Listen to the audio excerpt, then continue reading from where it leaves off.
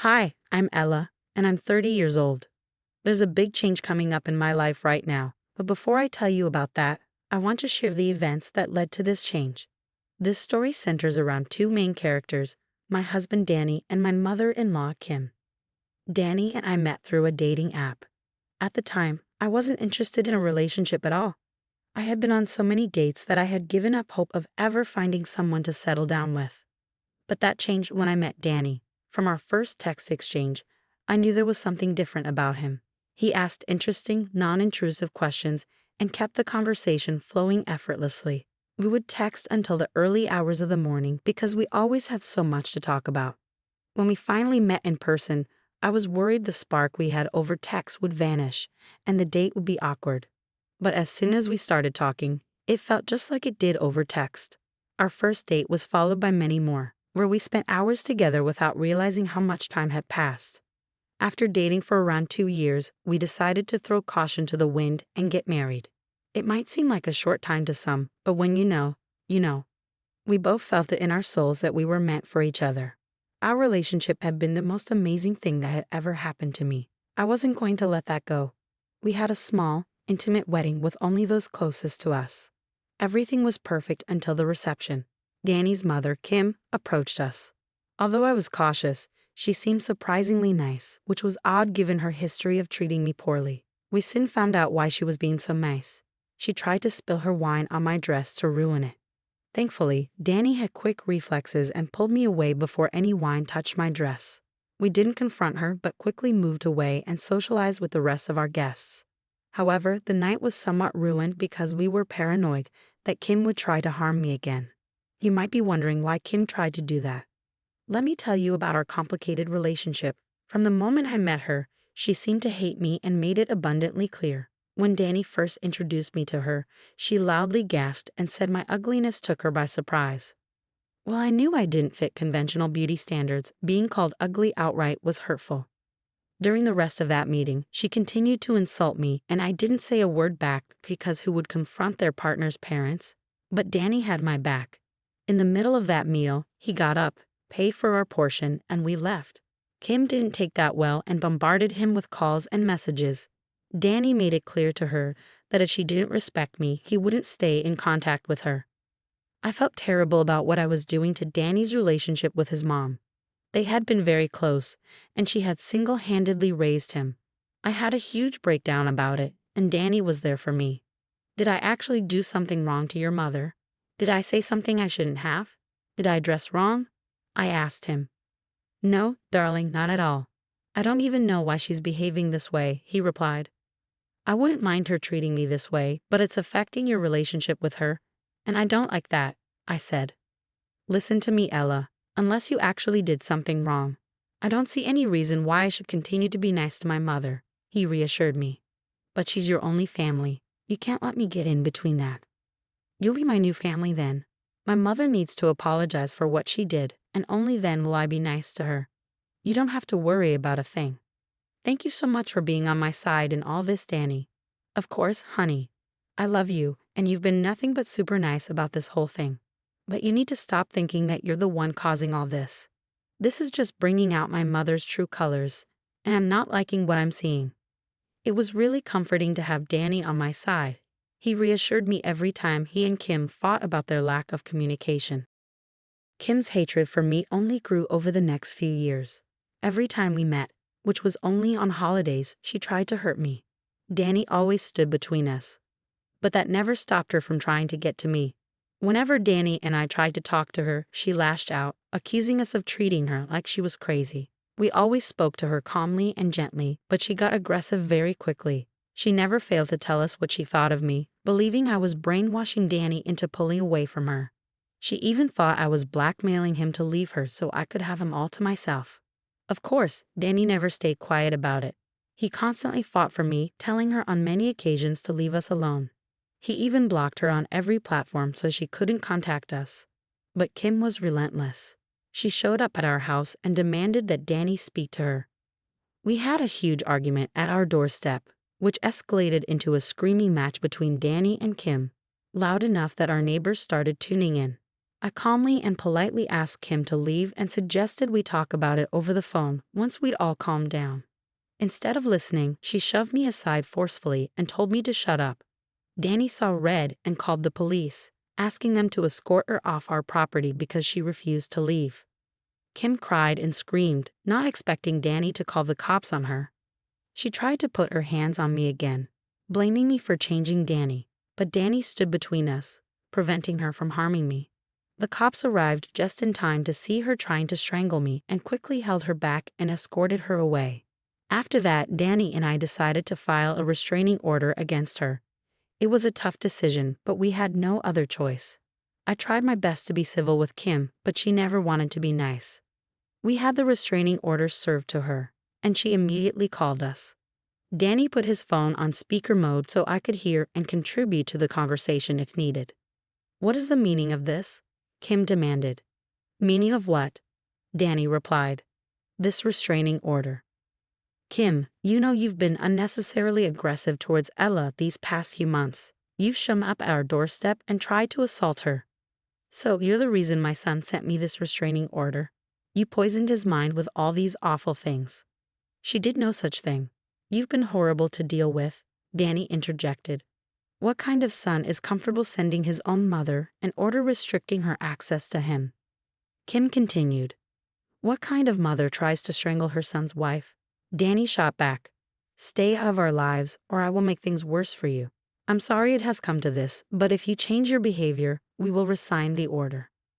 Wow, you create the problem and then try to get all the recognition for solving it. I don't want any of your apologies. I will ruin you, just you wait and watch. "That's enough now. Goodbye," Danny said firmly. It was disappointing to hear Kim still be so rude.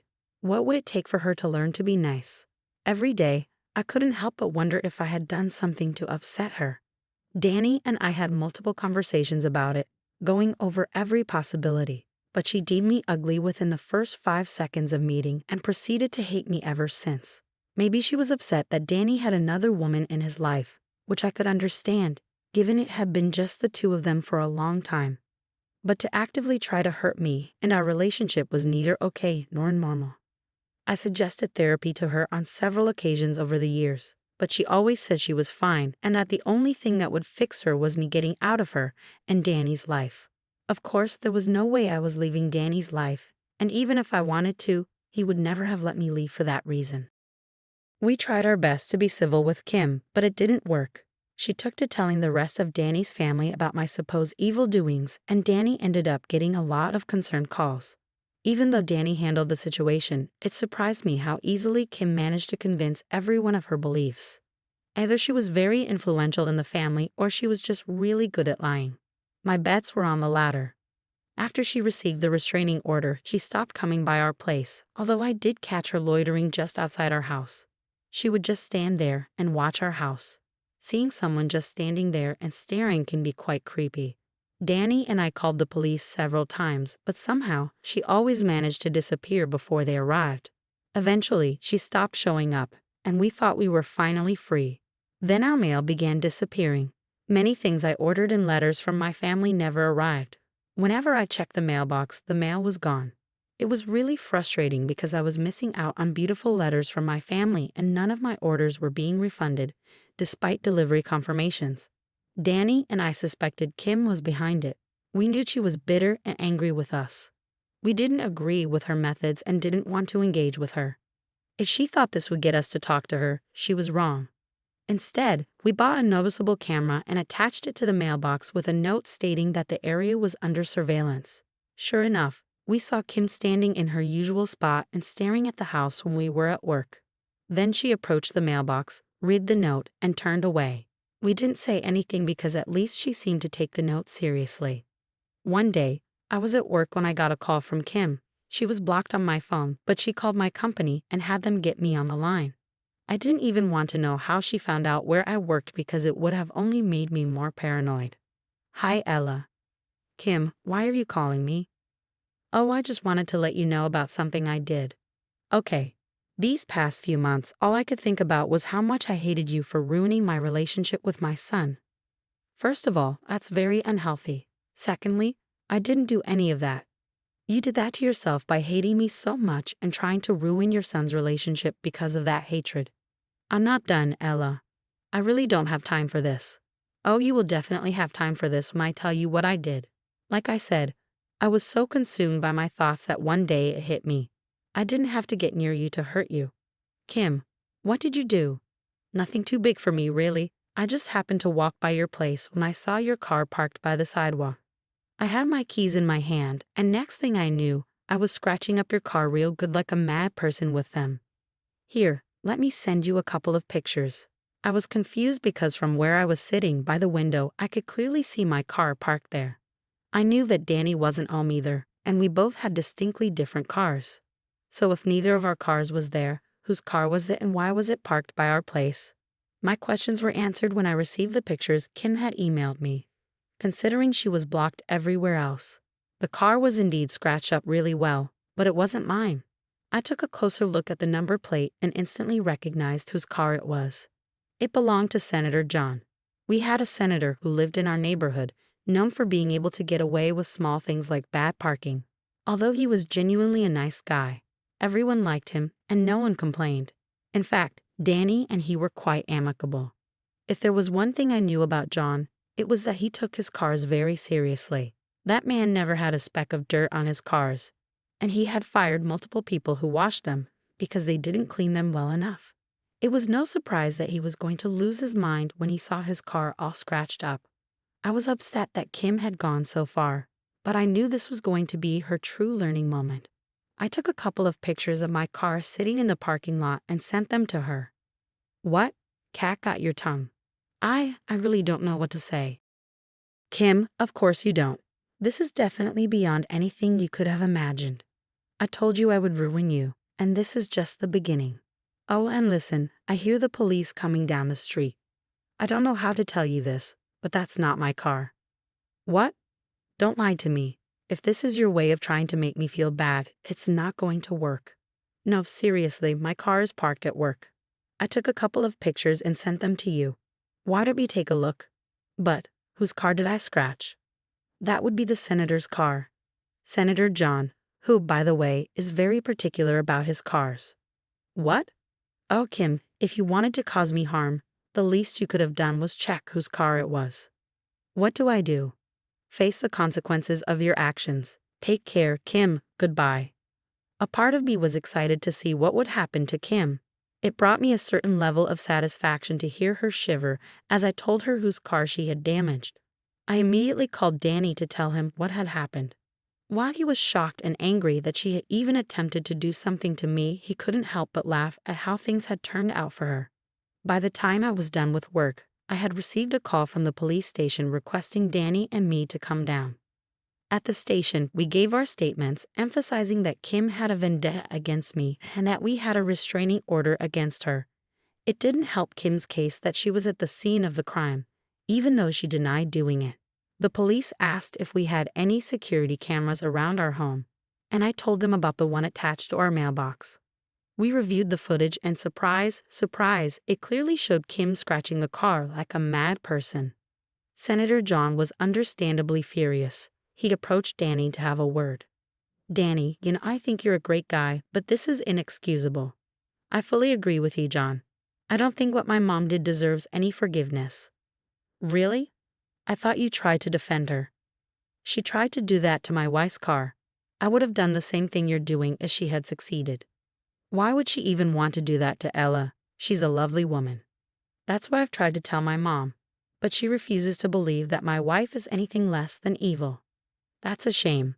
Even so, I'm really sorry for what my mother did. If you need me to cover any of the costs of the car, let me know. Nonsense. I approached you to tell you that I will be pursuing the highest punishment possible. She will pay for the damages.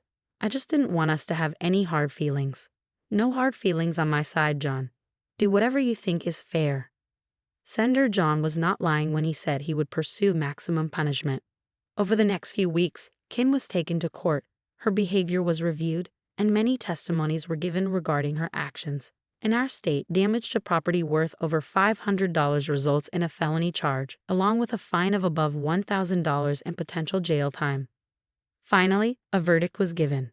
Kim was charged with damage to personal property, fined $5,000, and sentenced to 2 years of jail time. Kim broke down and sobbed as the verdict was given. I once again felt a little bad, but Danny seemed relieved. For the next 2 years, we wouldn't have to deal with her harassment. Kim was escorted out of the courtroom and taken away. Senator John approached us again to apologize, but we assured him that he had only done what was right. Even though we were still worried about the future, once Kim finished her sentence, we felt a sense of peace. A few weeks after she began serving her time, she started sending us letters, detailing how she would make our lives hell once she got out. Neither Danny nor I wanted to continue dealing with her, so we made the tough decision to move out of our town. Thankfully, we both always wanted to leave but were too focused on our careers to make a change like that. As I'm writing this, Danny and I are packing our things to move to Europe, where we both have found better jobs. We're set to move in a month, and I cannot wait to start fresh. It's going to be hard to adjust, but it will all be worth it in the end. We haven't told anyone from either of our families that we're moving yet, and when we do, we won't give them any details. We can't have Kim finding out where we are and harassing us again. It was a tough call to leave everything we knew behind because of one person, but it's going to be the best decision we've made. I can already feel it.